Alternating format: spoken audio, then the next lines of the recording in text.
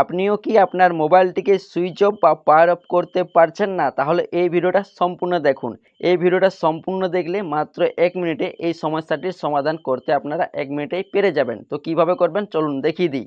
তো আপনি যখনই পাওয়ার বাটনটা চাপ দিয়ে ধরে রাখছেন, আপনাদের কিন্তু সুইচ অফ করার বাটনটা কিন্তু আসছে না বা পাওয়ার অফ করার বাটনটি আসছে না কোনো মতেই। তো কিভাবে ঠিক করবেন চলুন দেখিয়ে দিই। তো এর জন্য আপনার ফোনে যে পাওয়ার বাটনটি রয়েছে, এই পাওয়ার বাটন এবং আপনাদের যে ভলিউমের প্লাস বাটনটি রয়েছে আপনার এদিকেও থাকতে পারে। তো এইখানে আপনারা পাওয়ার বাটনটি এবং যে ভলিউমের প্লাস বাটনটি রয়েছে এই দুটো বাটন আপনারা কিন্তু একসাথে কিছুক্ষণ প্রেস করে রাখবেন। কিছুক্ষণ প্রেস করে রাখার পর এইখানে পাওয়ার অফ করার অপশানটি চলে আসবে বা সুইচ অফ বলে লেখা থাকবে আপনার ফোনটাতে। তো জাস্ট এইভাবে টেনে বা ওইখানে আপনাদের টাচ করবেন, ওইখানে টাচ করলেই আপনার কিন্তু মোবাইল ফোনটা সুইচ অফ হয়ে যাবে।